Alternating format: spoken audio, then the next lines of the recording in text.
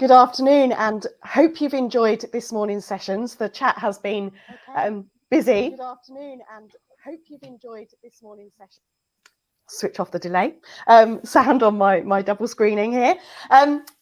This is our first live Q&A panel with your speakers from this morning. So a huge thank you to Dave, Alison and Janet for taking the time to do those recordings for us and to pack so much information into actually quite short sessions. I'm going to go first to Alison because we had a number of questions in the live chat as you were speaking. So if we cover those off first so that people have their immediate Q&As answered. If you've got any broad questions, please do put them in the chat. Otherwise, there's a few topics that we've all picked up on as we were preparing our sessions that we're going to talk about over the next hour. So Alison, do you want to dive in? You've got the questions and take them in no particular order. Yes, sorry. That's okay. Do you want me to ask them to you? Yeah, if you could, if you've got them, sure. that would be handy. No worries. So yeah, lots of questions kind of came up because there is so many do's and don'ts in there. So someone said that they found with the Facebook, Instagram advertising, particularly that campaigns can be in a learning phase for quite a long time. What's your experience of how long that learning phase can take? So the learning phase really happens if your ads just aren't delivering on the objective which you set. Mm-hmm. So it could be for a number of reasons. It could be because you're not spending enough budget to target that particular audience. It is the ads just aren't. You've been too particular about the placements that you've used. So there are a few different reasons there that you might be stuck in that learning phase for. Mm-hmm. Typically, you should only be in the learning phase for around a day to 2 days. So with this particular question, that it sounds like you do need to go back to your strategy and review whether the audience you're targeting is big enough, whether you're spending enough money. Yeah. Great, thank you. Another question, these are great detailed questions, and I'll just pick up on things that are coming in the chat as well. Do we offer one-to-ones or training on certain topics? Yes, all the speakers today are involved in teaching and training. If you check out their profiles, go to the Lighthouse website and the training section as well in resources, and there's some more topics listed on there. The next question, Alison, was around the algorithm.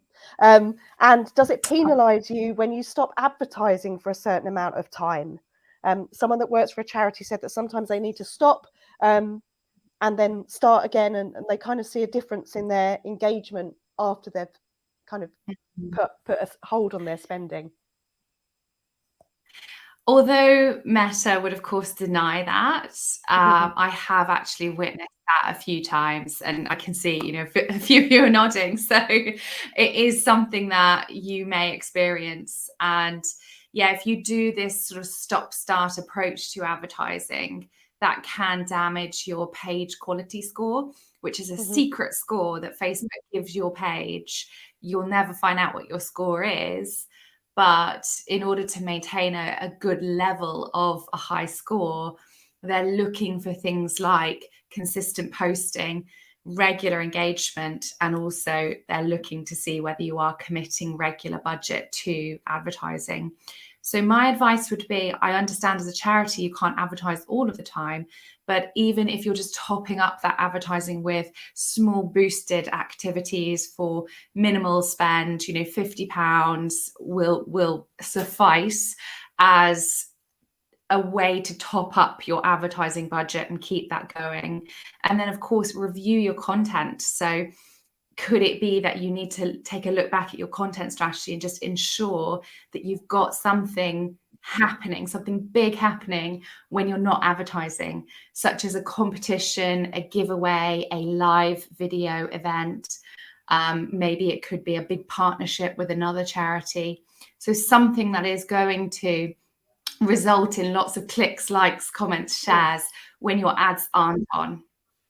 Yeah, which I guess comes back to that, if you ever have to summarize your advice in one word, When it comes to social media, the answer is consistency, isn't it? Do things consistently, keep them running. Don't kind of yo-yo and switch things on and off. But it's often that difference of, you see the answers and the observations in your own data and your own patterns to make your own kind of, understanding of what's happening and what's not.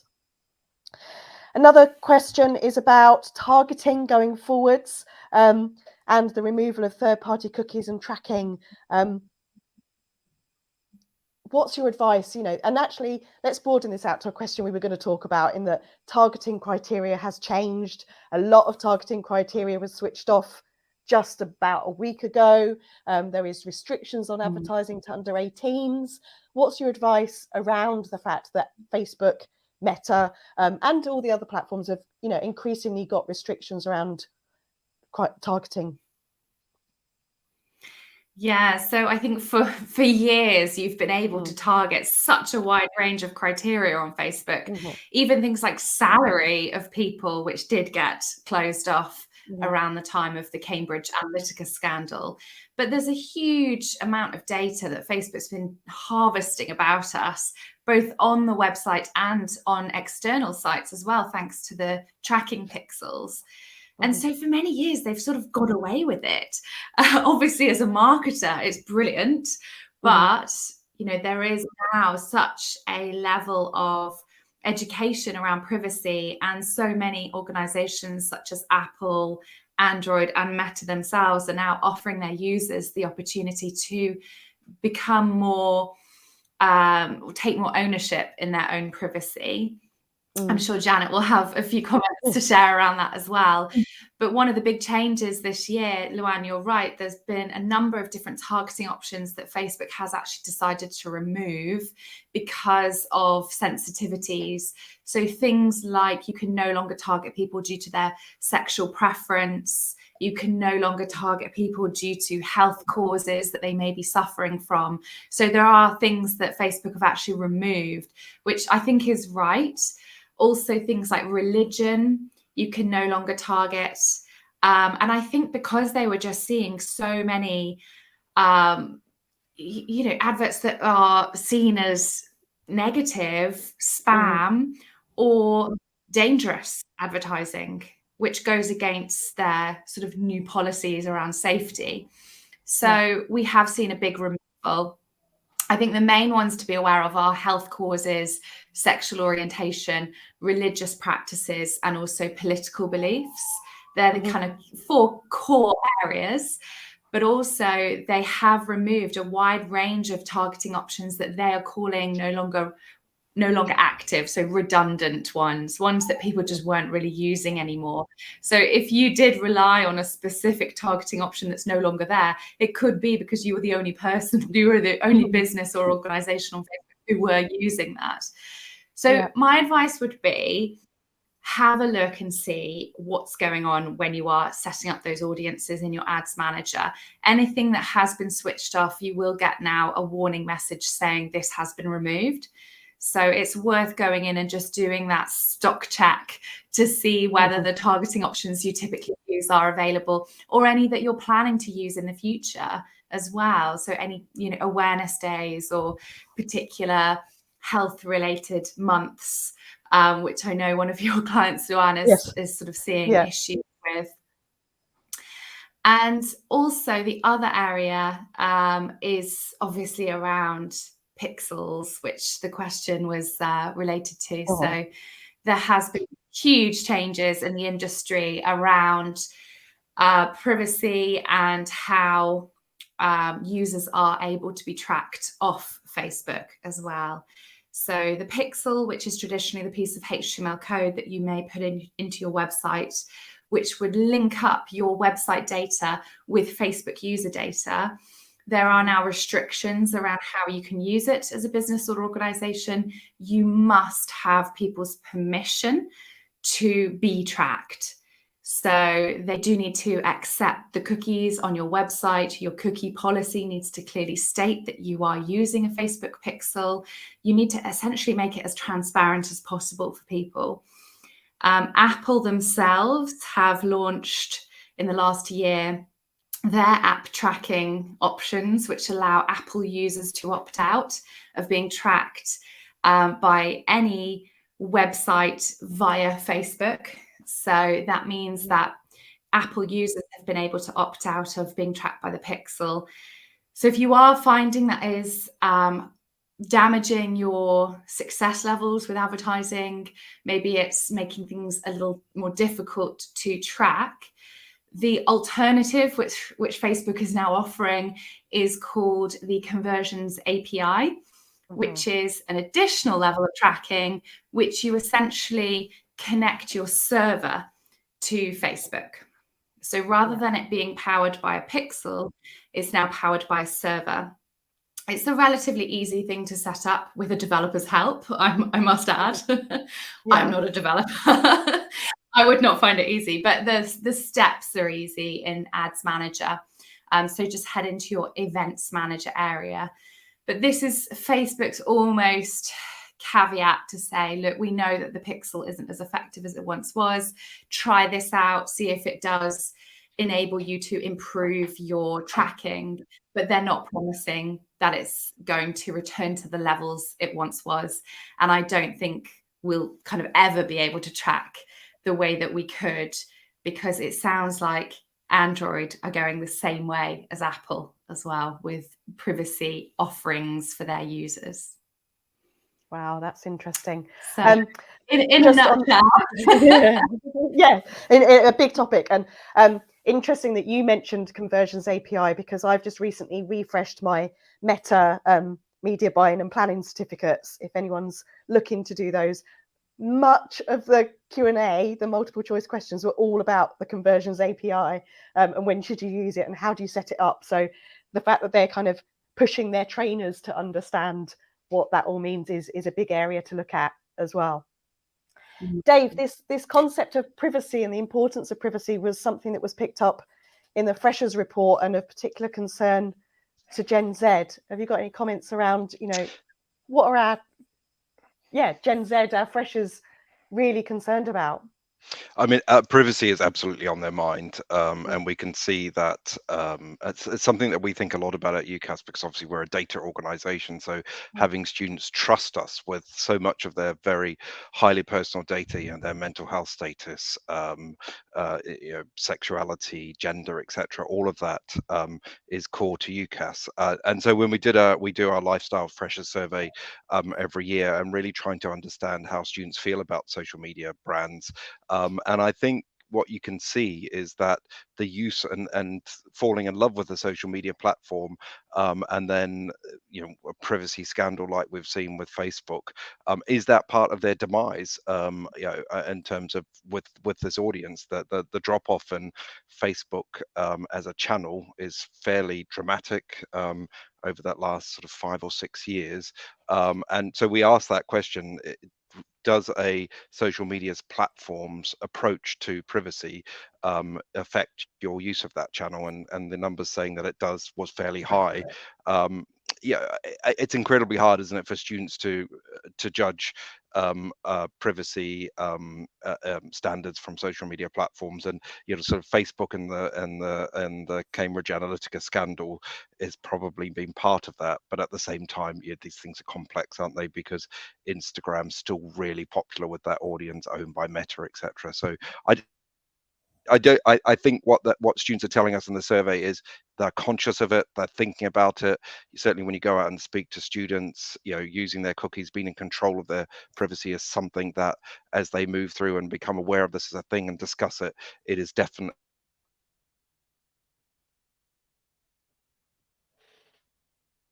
on there. Great, thank you. And Janet, this does bring us to, as social media marketers, we need to be aware of the law. I saw the final comment on the session that just played out of mind-blowing, how much we need to know and understand and be aware of. So your thoughts and comments on these privacy questions. Yes, it's really interesting. And I think we're moving in a direction where legislation is empowering the individual to have control over the options they are presented with on platforms and search engines. So it's something that I think will change the landscape quite a lot in practice. Once people get access to more tools and more choices. And I know it's complicated for someone who's delivering these services and providing all the content, but for the individual, it might make it more clear what they have power over and what they are sharing. Yeah, there's so much to consider now, isn't there, as part of our roles. Thank you. Dave, to go back to your presentation, which now seems several hours ago, but and you've mentioned it again about the decline of Facebook for the Gen Z audience. Facebook for me is always a really interesting one, and I do some work with universities, as you know, and actually I see this, and you commented on it, you know, students don't want to be where their parents are. And as much as in my head, I still like to think I'm an 18-year-old student, I'm not. I'm, you know, almost old enough to have one of my own, but I'm not. But it is the platform where we find their influencers, you know, and so using Facebook to target the influencers of our Gen Z, how important is that? And that we do need to consider that is still a place we need to be. Yeah, absolutely. I mean, if you just look at a brand like UCAS in terms of our social media following, Facebook is a huge part of that mix. And we know every decision that a 17-year, 18-year-old makes has a complicated network of influences around it, from parents to teachers and advisors to to kind of career counselors, etc. So Facebook, despite that sort of headline drop off, which looks very dramatic, is still drives a lot of our engagement. So when we think about our multi-channel strategy, we are having different conversations on Facebook. They tend to be a lot more serious and in depth, using Facebook Live to have a conversation with influencers or teachers and advisors. So you know, the kind of the death of Facebook as a channel is much exaggerated, isn't it? But I think there are worrying trends, because those social media habits that are formed at 17 and 18 and allegiances with brands is you know, when the 18-year-old becomes the 27, 28-year-old, what does their channel mix look like? So it's something that we think about and monitor. We've definitely been moving our channel mix over the COVID period. Facebook's still you know, very important.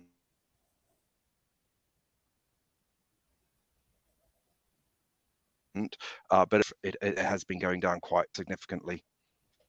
Yeah, there's such a big difference between the platforms in every year that you're tracking, which is, you know, absolutely fascinating. So I'm going to ask Alison to comment on it, because there's a couple of trends which Snapchat appeared and hasn't really, you know, it's still kind of lingering there, isn't it? But it's not a platform we talk about very much. So I'd love your thoughts on Snapchat, and then, you know, we can't do a social media one day event without mentioning TikTok and how fast that is growing. So Alison, from your kind of training work and your client work, what are you seeing around those two platforms?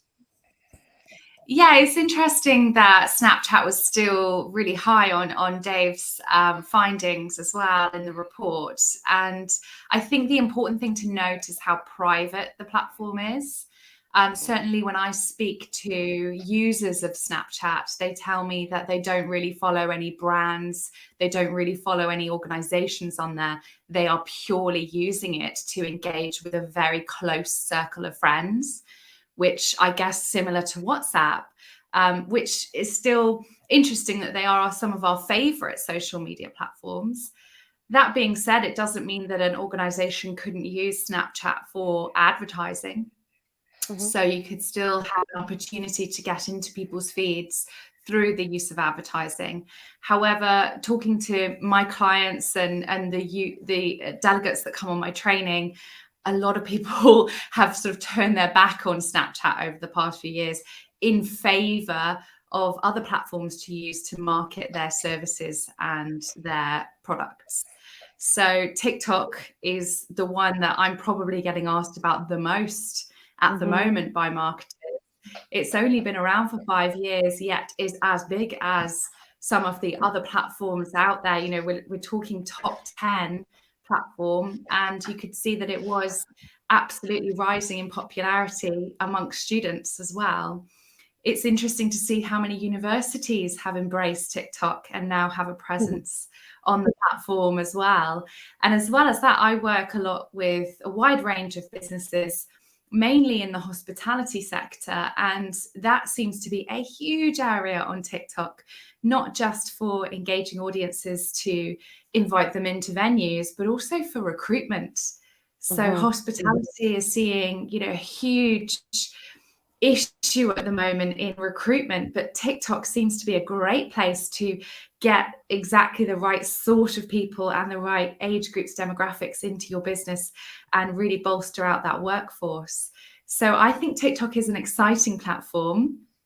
I do think there's still some things that need to be sorted out around regulation on the platform. Interestingly, I was training a UK government organisation last week, and they were telling me that they're still not allowed to have an official presence on TikTok as UK government, which is the same in the US as well. So because of issues around data and privacy, our government has taken that decision, which I thought was very interesting.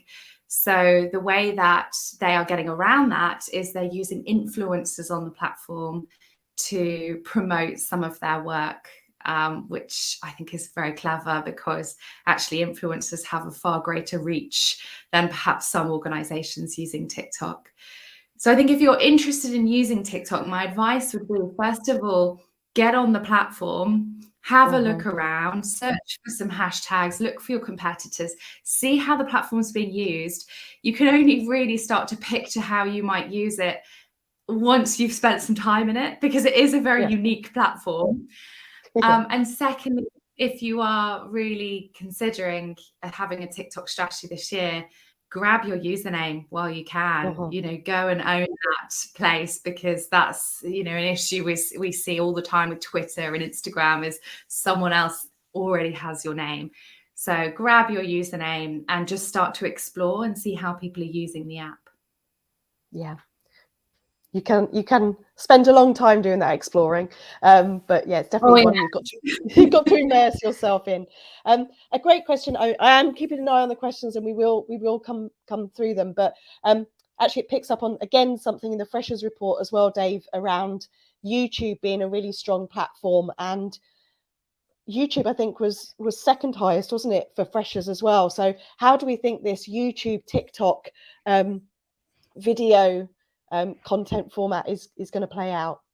It's the battle, isn't it, that's going on right now, and it's fascinating. And I kind of what I think is happening is TikTok is trying to pivot and mature its model to have a kind of get into that vertical of much more serious content, to be able to work with brands.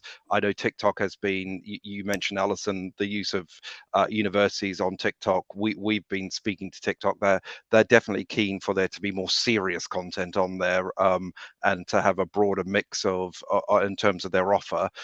That's an incredibly difficult pivot to do, isn't it? Because they're so tightly associated with that, the trends, the kind of grazing this content. It's kind of you've got to switch your brain off and engage with TikTok, is almost how I feel it is. And the more serious platforms like YouTube, where you associate that with perhaps learning, etc., TikTok is trying to get into that space.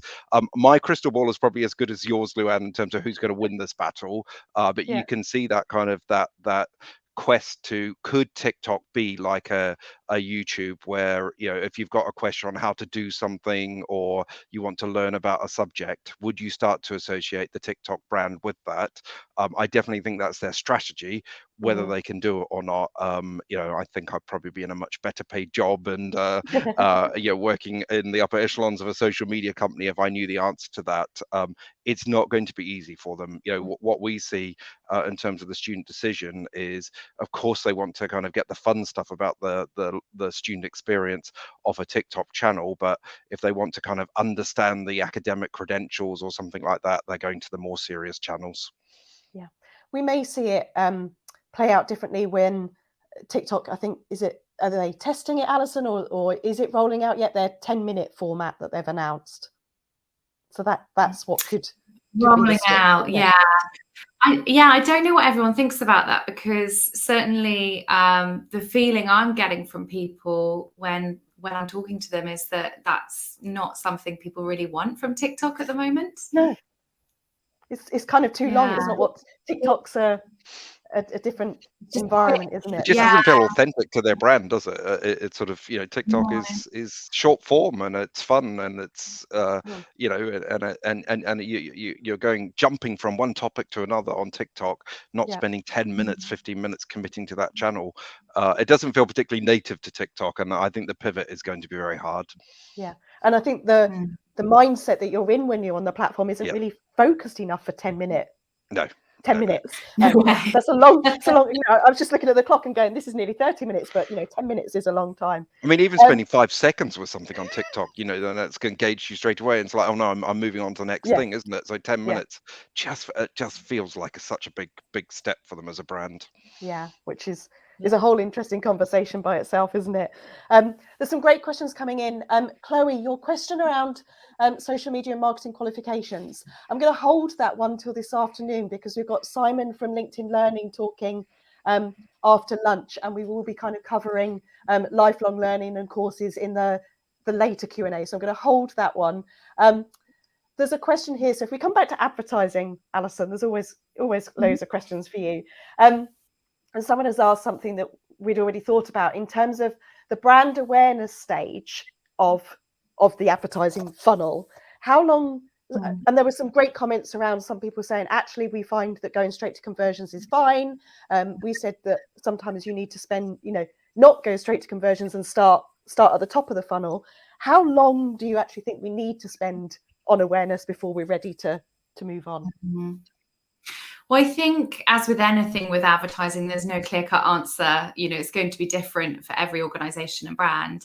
The key question I'd be asking is your brand recognizable? So if somebody saw your logo or your page name, would they ultimately understand straight away, oh, I know them, it's Netflix, or, it's Greg's? Is it a recognizable brand that people suddenly understand straight away who you are and what you do?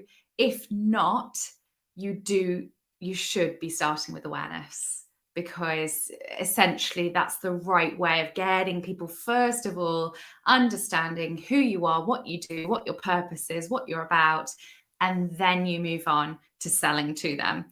So typically, and this is a very typically, I would suggest a 2-week awareness campaign before you then move on to conversion or consideration. So those should be straight after each other if possible, with no gap, so that you can directly retarget people that you have targeted initially with that awareness campaign. So it's fresh in their minds. But I do completely understand some of the comments we had around, some people saying, well, actually, for us, it works best if we go straight into a conversion campaign. And that may be because you do have brand awareness within your particular area of where you're targeting. You don't need to explain that you are a university or a law firm, because people already know that. And it might sound a bit patronizing if you were telling them exactly what you do. First of all, you don't want to annoy people as well. And also, if you're pretty confident with your targeting, if you know that you can reach the people that are ready to convert straight away, then test it out. But a lot of the time, I would say the majority of advertisers that I work with, they do need to start with awareness. And that could be awareness about a new product range, for example. So if Starbucks was launching a brand new range of vegan cappuccinos, they may still wish to start with an awareness campaign first, before they go into converting people to actually purchasing. Not that they do conversion campaigns, because you can't purchase online, but you get this. Even a big brand may start with an awareness campaign if it's a new range of products, for example. That's brilliant to think about it as products as well as overall brand awareness. And actually 2 weeks isn't that long, is it, as part of your overall campaign planning? So it's not, we're saying, got to put everything that you thought of on hold for weeks or even months. 2 weeks brilliant. Thank you. And on this topic of advertising and targeting, Alison had mentioned retargeting and cookies. Janet, there's lots of questions about where do I learn more about the law and how do I study this topic? Have you got any resources, and what can you tell us about the importance of these cookies that we need to be thinking about? Yes. So first, we're finding resources for anything privacy or cookies. The ICO website has very, very clear information that is not written in legalese. Okay. That should be something you can parse quite easily. They have checklists, they have lists. So go look at their website. And for the cookie policy, that is something that is from a 2003 regulation. And it is enforced by the ICO. That's why they have the information about it. And it's really telling you that you need to provide clear and comprehensive information of any cookie that is on your website. And cookies come in two formats from a practical point of view: those that are strictly necessary and those that are not strictly necessary. And strictly necessary cookies are those that you need for your website to function. So that could mean that you have a sales cart or an e-commerce site. So you have to ping something to go from I clicked that I wanted it to be remaining in the cart. And those that are not necessary are things like pixels and often things from third-party apps that are not really in the core offering of the website functions. And then you have to have a means for them to consent to the cookie being placed. And that needs to be informed consent. It has to be specific for each specific cookie. It has to be freely given, and it has to be revocable and demonstrable. So you have to be able to show that someone has given consent. So it sounds like there's a lot of things to keep on top of, but there are a lot of apps and plugins that do this for you. You don't have to actively code everything yourself or write everything yourself. So a lot of it is templatable. So looking at the ICO website to see what type of cookies you need to announce, and then using the plugins you can to make your life as easy as possible. That's brilliant, thank you. So it's the Information Commissioner's Office, and it's ico.org.uk to check that out. Happy reading. Now I feel like, I shouldn't do lives when it's lunchtime because I have bells that go off. So we've got 12 bells going off in the background, if you can hear. But now I feel like I'm going to ask a news-related question because of the time. Alison, you mentioned about aligning social media activity, ads with news content. And you did include an example about Ukraine.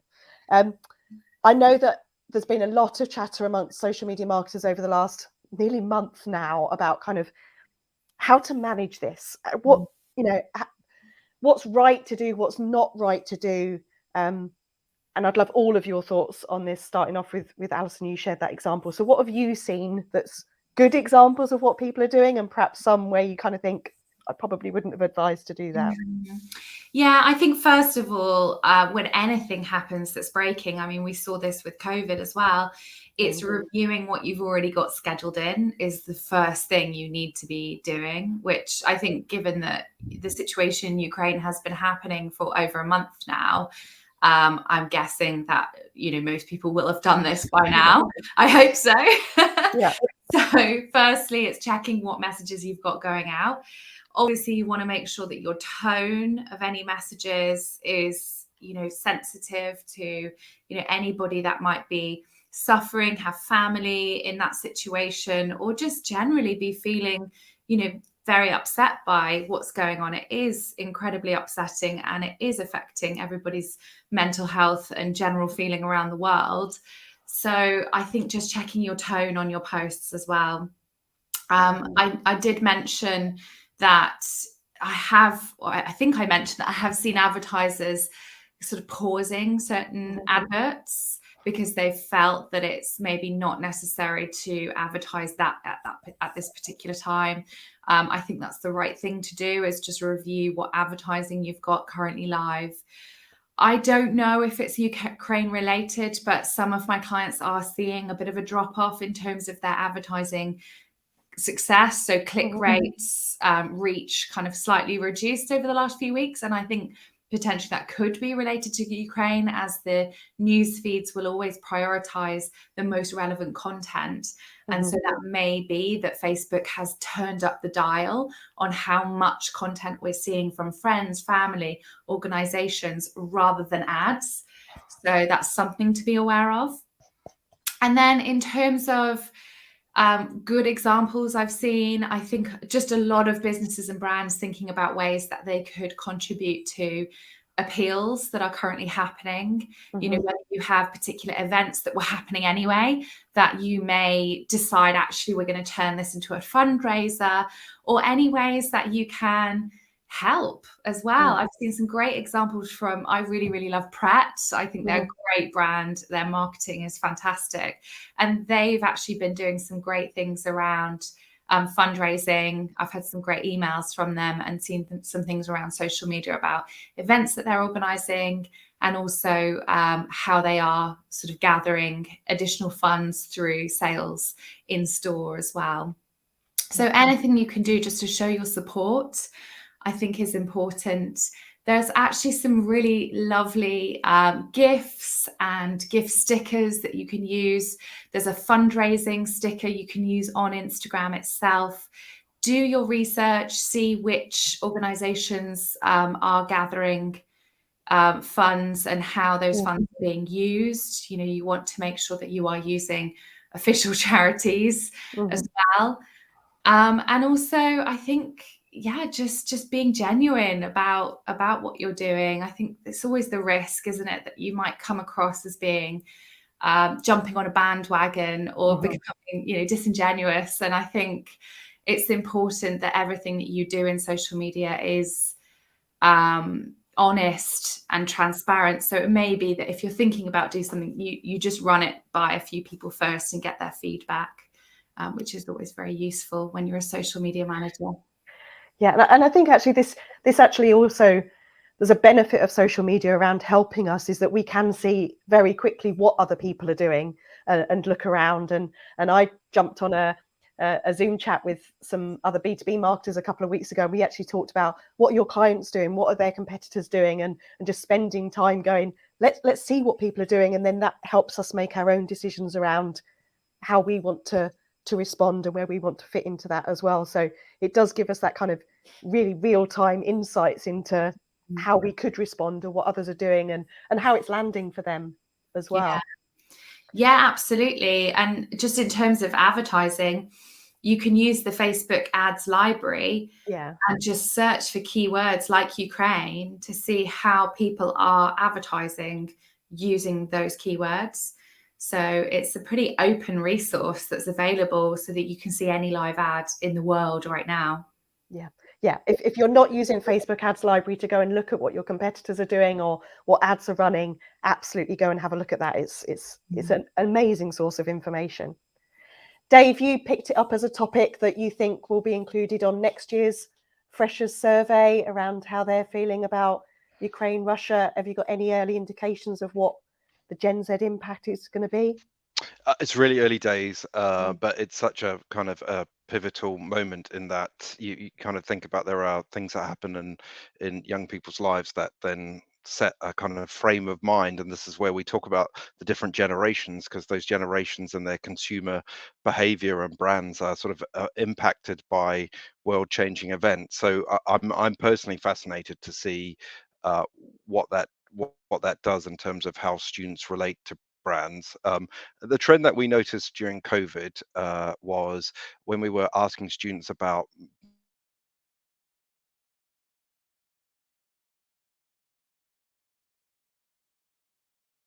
absolutely were empathetic. So it's a big word and it's used, quite a lot, but demonstrating that you understand your target customers, what they're going through, etc. If you can do that as a brand and dial into their thinking and feeling, as you've said, Alison, check your tone, check your messages. It's very easy to kind of completely miss the point just because you're operating in a bubble.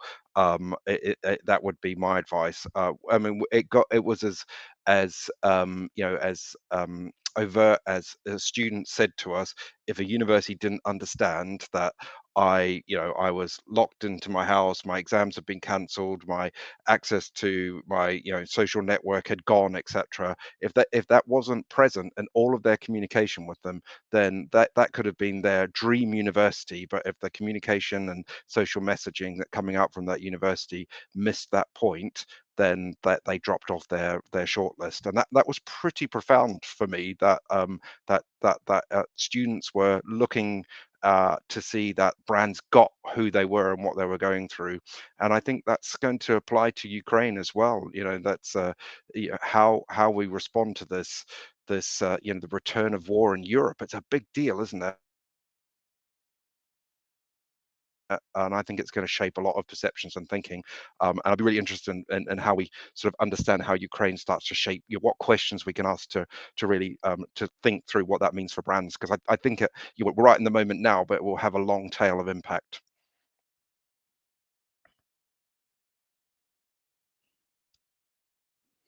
You're on mute, Luan. Had to happen once. We were doing so well today. No, I was saying it was. Thank you. It's fascinating and one to watch. And I know that there's a number of people from universities watching these sessions today. So if you have got input into the UCAS Freshers Survey, please do get in contact with Dave with those questions going forward. I was going to say, if you've got great questions that that we can put into our annual Freshers Survey, how this generation relate to brands, then please do let me know, because it's one of those things where we're always thinking, what is the new angle? So last year we introduced into the survey brands that you'd broken up with as a new thing. Yeah. So that sense of divorcing a brand or disassociating with yourself. But those types of phenomenons we're really interested to introduce in that survey. And we make it all freely available, so new questions just helps pull out, creates new knowledge about this generation. Yeah, so please do get involved with that. Janet, the first question I asked you in our interview was around social media policy, and I'm not saying that internally you need to kind of really dictate what people can and can't do and say on social media, but some of the conversations that I was having with other marketers in 2-3 weeks ago was, actually, this isn't just about what we post on the brand accounts, that people internally also needed some support around do's and don'ts and advice. Do you think that that's something that could be part of the live document that is a social media policy? Yes, in many ways, it's a living document, so you can always update. But what I've had clients do in the past months, or even since COVID returned or came onto the scene, it's have a section for global and regional impact events. So essentially a checklist for this is what we do, because these things happen kind of sudden. So it has to be, this is the protocol we follow, these are the steps we take, and not so much this is what you post and what you don't post, because you don't really know what it's going to be about.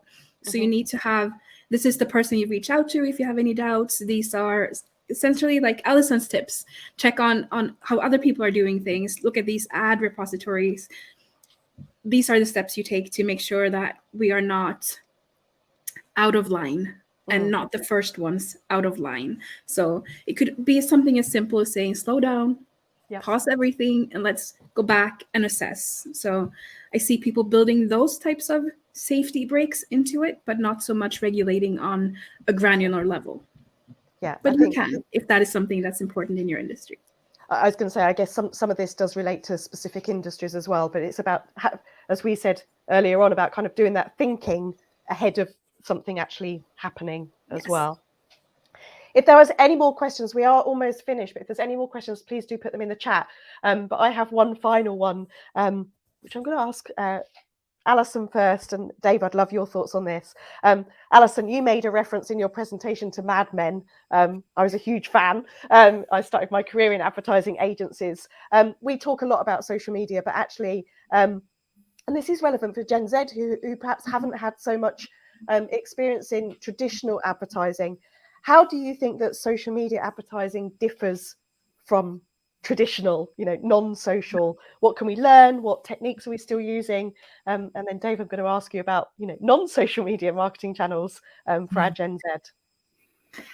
Great question. So I also started my career in agencies, and it was really interesting to sort of see and learn during Mad Men, because I was a big fan too, how kind of traditional mailer campaigns and traditional billboard advertising campaigns were created.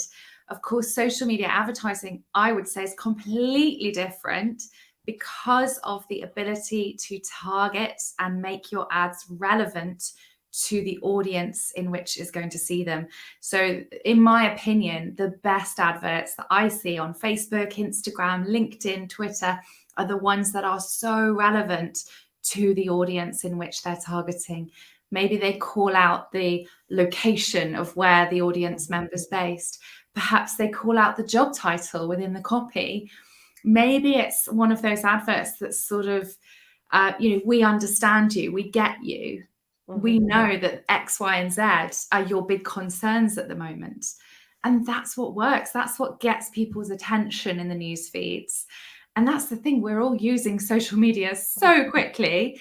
It really does need to be an eye-catching message that you are sharing in social media. So for me, that's the big difference. Whereas, traditional billboard, you've got thousands of people walking past it. Whether people are going to look up or not, it's tricky.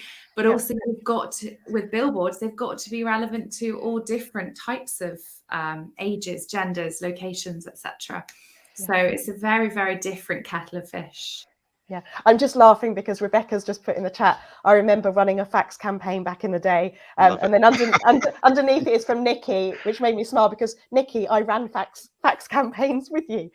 So yeah, we did stand on fax machines and create templates for faxes. Are we showing our age over lunch, Dave? What do you think about, you said things I are remember better fax in real campaigns life. as well. Yeah.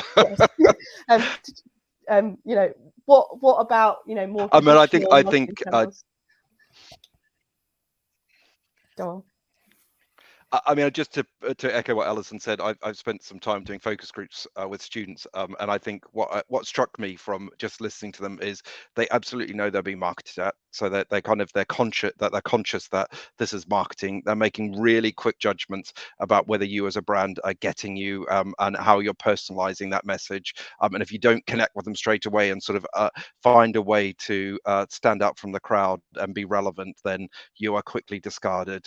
I think authenticity across social media marketing is so important. So the use of influencers and how that influencer really connects with that brand that they are trying to promote, that they're looking for it to be fake and disregard it very quickly. So they're getting on their radar and being authentic, I think, is really important. In terms of traditional channels, we are seeing great response rates to things like direct marketing, so sending people post. Who imagine that thing is still, in terms of that generation, 16, 17-year-olds, they don't receive a lot of post. Getting something in the mail from a brand, especially something that provokes a conversation in a household or something like that, certainly brands are telling us that that's still a really important part of the mix. And in terms of email marketing, again, being hyper personalized, understanding, using all of the data points to create something that really connects with people is you broadcast through email, etc., just sending out stuff. It just doesn't work. And the expectation of the audience is, if you've taken the time to kind of buy their data, you better be highly relevant to them, otherwise you are deleted or disregarded. Brilliant, and everyone's nodding to that, which actually your mention of influencers there has led us nicely onto a question in the chat from Nikki. It's for you, Alison. You mentioned what can and can't be advertised, e.g. CBD products. Does it mean that you couldn't use an influencer for those products? Yeah, you could use an influencer, absolutely.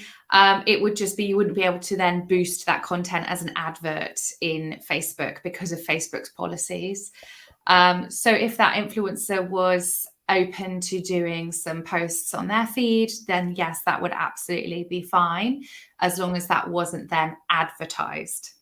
So organically, you're fine with those. restrictions. That's Brilliant.